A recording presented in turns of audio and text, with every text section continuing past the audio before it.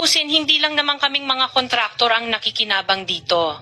Marami din sa inyo, mga politiko, ang nagpapataba ng bulsa sa pangungurakot. Ang totoo, may hati-hati yan mula sa pinakamataas hanggang sa mga nasa gilid lang ng sistema.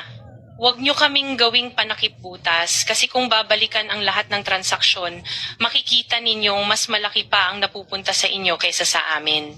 Lahat tayo alam ang laro, pero pag nahuhuli, kami lang ang tinuturo at pinarurusahan. Kaya huwag ninyong ipakita sa publiko na malinis kayo dahil sa bawat proyekto may kapalit na porsyento para sa inyong mga opisina. Ang sistema mismo ang nagtutulak sa amin na sumunod kung hindi kami papayag, wala kaming makukuhang proyekto. Pero sa likod niyan, kayo rin ang pinakaunang nagdidikta kung magkano ang dapat itabi para sa inyo. Kaya kung talagang seryoso kayong mag-imbestiga, wag lang kaming kontraktor ang sisihin. Tingnan ninyo rin ang mga pangalan na nakaupo ngayon sa mga komite, sa mga ahensya, at lalo na sa mismong mga nagpapalakad ng gobyerno. Dahil sa totoo lang, pare-pareho tayong nasa iisang lamesa, iba-iba lang ang laki ng parte na nakukuha.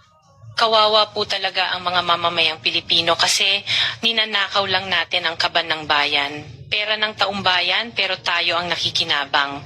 Hindi ba tayo nahiya? Ang mga mahihirap mas lalong naghihirap. Kaya tama na ang pangungurakot natin.